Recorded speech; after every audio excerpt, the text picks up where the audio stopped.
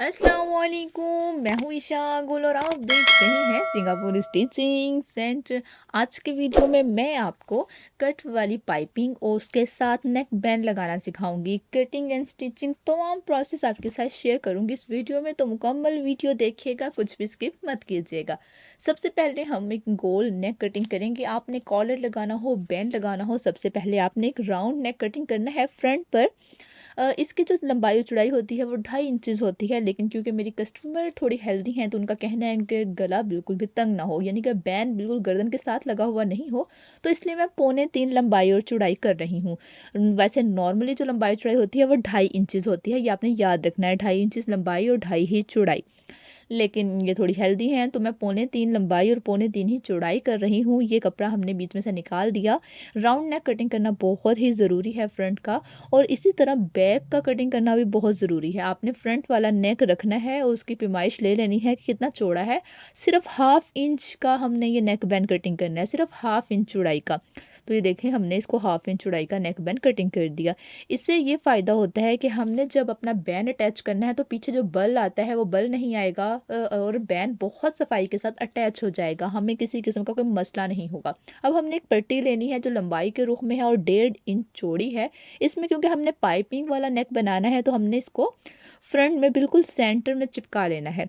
आपने इसको जब चिपकाना है तो ख्याल रखना है कि चिपकन वाला हिस्सा कमीज़ के साथ लगा हो, वरना वो प्रेस के साथ चिपक जाएगा। अब हमने इसका सेंटर करना है। सेंटर कैसे करना है? कभी कभार गलती हो जाती है कि जो पट्टी हमने चिपकाई होती है वो सेंटर में नहीं चिपकी होती, जिसकी वजह से जब हम सेंटर में कटिंग कर लेते हैं तो वो साइड पे कटिंग हो जाती है। हमने अपनी शर्ट को बिल्कुल डबल कर लेना है हर तरफ से इतना, और इसको जब बराबर करना है तो ऐसे इसकी करीज चौक फेर लेना है ताकि हमें पता हो कि हमारा सेंटर बिल्कुल परफेक्ट है। अब जो मैंने सेंटर का बहुत अच्छे से ख्याल रखकर कटिंग की थी शर्ट, यानी कि जो दरमियान वाला फूल है वो बिल्कुल अल्हम्दुलिल्लाह दरमियान में आया है। आपके सामने मैंने तह लगा के अच्छे से चेक किया तो मेरा सेंटर बिल्कुल परफेक्ट है। मैंने अपनी पट्टी की लंबाई के मुताबिक कटिंग कर ली है। अगर आपने 12 इंच का कट लगाना है तो पट्टी आपने 13 इंच की चिपकानी है ताकि 1 इंच नीचे पट्टी मौजूद रहे। और अब हम अपनी पाइपिंग के लिए कपड़ा कटिंग करेंगे। जो चौड़ी पाइपिंग होती है उसको हमें ज़रूरत नहीं होती कि हम रेब में कटिंग करें, सिर्फ ब्रीक पाइपिंग के लिए हम रेब में कटिंग करते हैं। चौड़ी पाइपिंग 1.5 इंच चौड़ी मैंने खींच के कपड़ा फाड़ लेना है। लंबाई के रुख में आपको कपड़ा चाहिए होता है इसमें, और हमने लंबाई के रुख में कपड़ा कटिंग कर लेना है। जितना हमारा हमने कट रखा है उससे तकरीबन 2 इंच एक्स्ट्रा आप कटिंग कर लें ताकि ये बिल्कुल भी कम नहीं हो। अब क्योंकि इसके साइड पे किनारा बना हुआ था, यानी कि जिसे कन्नी बोलते हैं, तो हमें फोल्ड करने की ज़रूरत नहीं है। तो अब हम एक पैर की सिलाई लगाते जाएंगे। अच्छा, यहाँ पे मैं आपको बता दूं कि दाएं और बाएं दोनों साइड्स की पाइपिंग इसमें अलग अलग लगती हैं, इकट्ठे से नहीं लगती। दो पीसीस आपने कटिंग कर लेने हैं और आपने दायां और बायां हिस्सा अलग अलग कटिंग करना है। ये देखिए, एक पैर हमने कर लिया। बिल्कुल कट तक हमने पैर का निशान लगाया है, सिलाई लगा ली है। जहाँ बिल्कुल हमारा कट था वहाँ तक हमने सिलाई लगा ली है। अब हमने दूसरे हिस्से का भी सेम टू सेम यही प्रोसेस करना है कि हमारा जो हिस्सा है वहाँ पे हमने अपना स्टार्ट कर लेना है। कट से बिल्कुल बराबर में सिलाई शुरू करनी है, वहीं पे ही एंड करनी है। ये बात आपने ख़ास तौर पर ख्याल करना है। तो अब ये देखें, हमने अपनी पाइपिंग को फोल्ड कर लेना है और बहुत अच्छे से टाइट करके आपने कपड़ा रखना है। इसमें ढीला बिल्कुल नहीं छोड़ना, वरना पाइपिंग बिल्कुल भी अच्छी नहीं लगती।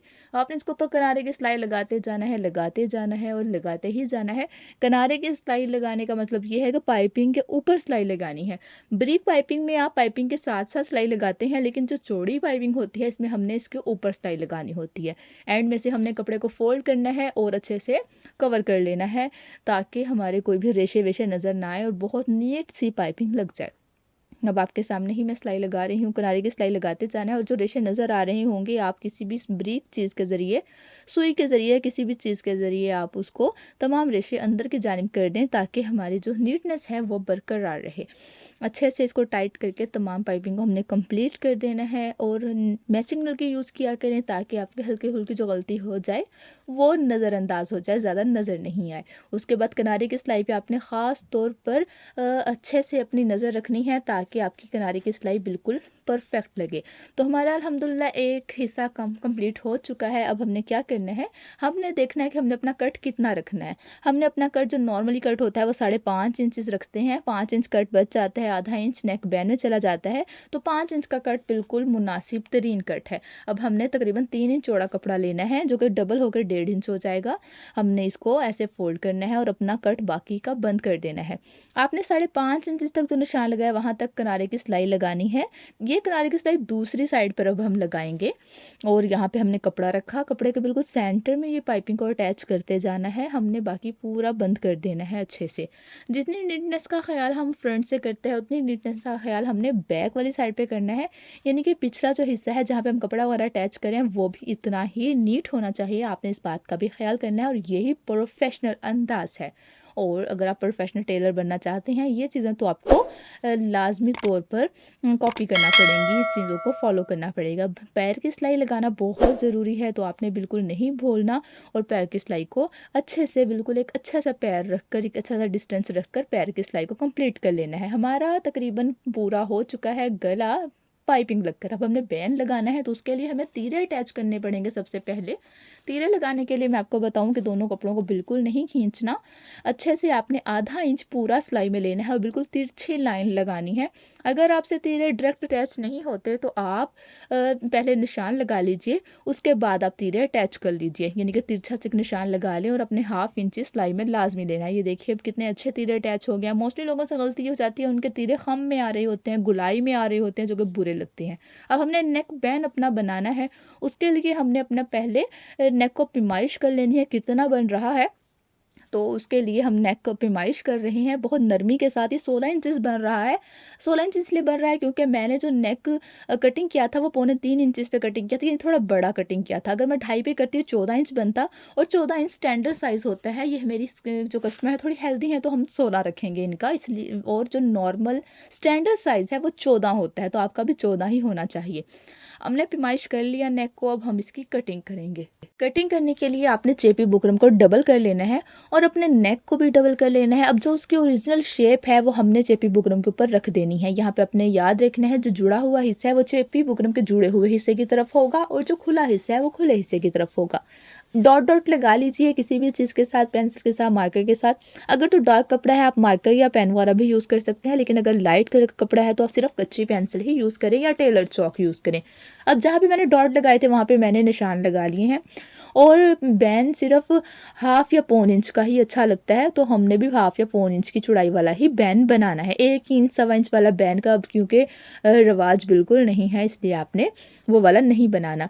उसके बाद जब आप ये सब निशान लगा लें तो आपने अपनी चौड़ाई लंबाई अच्छे से देख लेनी है बैन की। 16 इंचेस है तो 8 इंच पे हमने निशान लगाना है। ये 8 इंचेस पे मैं निशान लगा रही हूँ।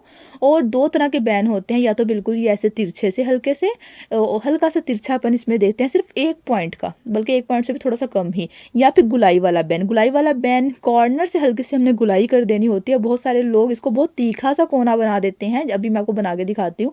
ऐसा नहीं करना, इससे क्या होता है, इससे बैन बिल्कुल भी सफाई से नहीं लगता, बहुत बुरा लगता है। अगर आपने गोल बैन बनाना है तो सिर्फ कॉर्नर से हल्की सी गुलाई कर देनी है, वरना तो तिरछा बैन बहुत अच्छा लगता है, यानी कि चौकोर बैन बहुत ही अच्छा लगता है। अब हम बैन की कटिंग कर लेंगे। कोई भी एप्लिक है या कोई भी चीज़ है, गला है, बैन है, एप्लिक है, जब आपने कटिंग करना है आपने इस बात का ख्याल रखना है कि बाहर वाली कटिंग आपने पहले करनी है, यानी कि बाउंड्री लाइन आपने पहले कटिंग करनी है और अंदर वाली लाइन बाद में। इससे बहुत ज़्यादा नीटनेस आती है। अगर आप अंदर वाली लाइन पहले कर लेंगे और बाउंड्री लाइन बाद में करेंगे तो इससे हिल जाता है हमारा जो भी हमने ड्रॉ किया होता है, वो बहुत बुरा लगता है। अब हमने इसको चिपका लेना है, बिल्कुल बराबर में रख के चिपका लेना है अच्छे से, और सिलाई का मार्जिन ज़रूर रखना है, कपड़े के बिल्कुल बराबर में रख के नहीं चिपकाना। और ये देखें हमने 1/2 इंच इसको रख के हमने सारा कटिंग कर लिया है। अब हम इसको सुई धागे की मदद से इसको मोड़ लेंगे ताकि हमने जो नीटनेस अपने काम में लानी है वो बरकरार रहे। 3 से 4 मिनट एक्स्ट्रा लग जाएंगे आपका कच्चा बचा करने में, लेकिन इससे जो सफाई आती है ना वो मैं आपको बता ही नहीं सकती। आप डायरेक्ट काम करेंगे और कुछ मसला हो जाएगा, उधेड़ेंगे, फिर वक्त ज़ाया जाएगा। उससे अच्छा है कि आप 3 से 4 मिनट कच्चा करके अपनी मेहनत को रंग लगा लें। तो ये देखिए हमने कच्चा कर लिया। उसके बाद ये बे शेप सा गला तैयार हो गया। अब आपने दूसरे कपड़े पे इसको रखना है और इसको अटैच कर लेना है। अटैच करना ज़रूरी नहीं है, ये बिगिनर्स के लिए मैं बता रही हूँ, जिन्हें पहली दफ़ा बैंड लगाना है तो वैसे कच्चा ज़रूर कर लें। उसके बाद आपने इसको 1/2 इंच रखकर सिलाई का मार्जिन इसको कटिंग कर लेना है।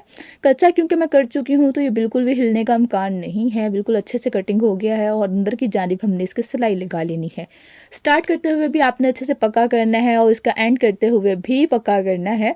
और जब सिलाई लगाएं तो चेपी बुकरम के ऊपर सिलाई नहीं चढ़नी चाहिए, चेपी बुकरम के साथ साथ सिलाई आनी चाहिए और ना ही सिलाई चेपी बुकरम से बहुत दूर होनी चाहिए। बिल्कुल साथ साथ चेपी बुकरम के अच्छे से सिलाई आनी चाहिए और टांका बहुत बड़ा नहीं होना चाहिए, टांका बहुत छोटा भी नहीं होना चाहिए, दोनों ही बहुत ख़तरनाक होते हैं।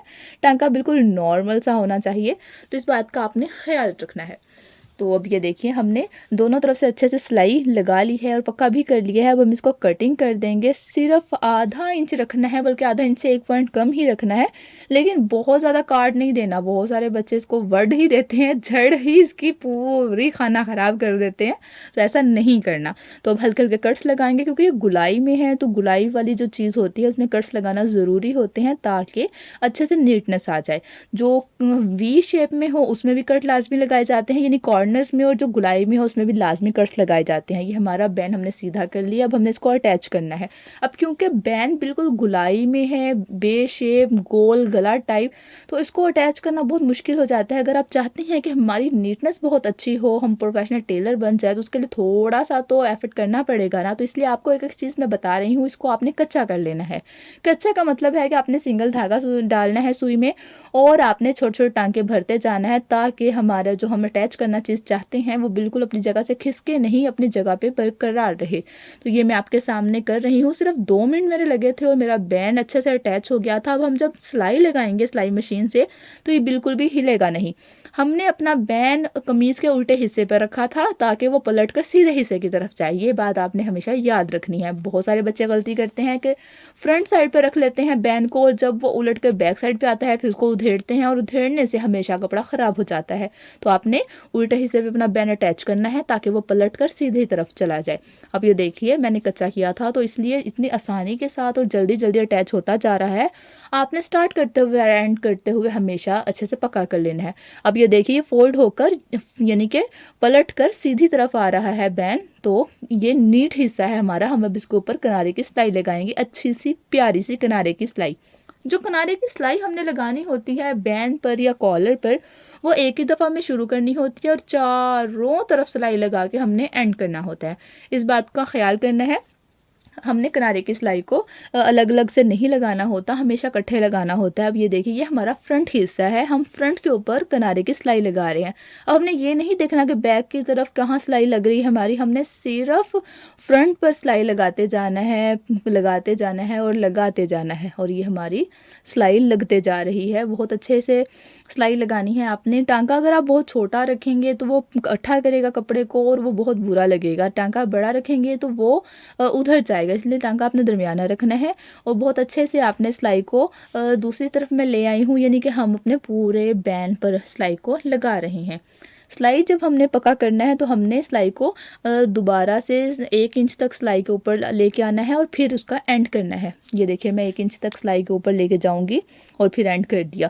तो ये देखिए आपके सामने कितने आसानी के साथ हमने कट वाली पाइपिंग और नेक बैंड तैयार कर लिया है। उम्मीद है आपको आज की वीडियो अच्छी लगी होगी। अगर वीडियो अच्छी लगी है तो मेरे चैनल को सब्सक्राइब कर दीजिए, बेल आइकन प्रेस करना तो बिल्कुल मत भूलिएगा। मिलते हैं एक नई वीडियो में, तब तक के लिए अल्लाह हाफिज़।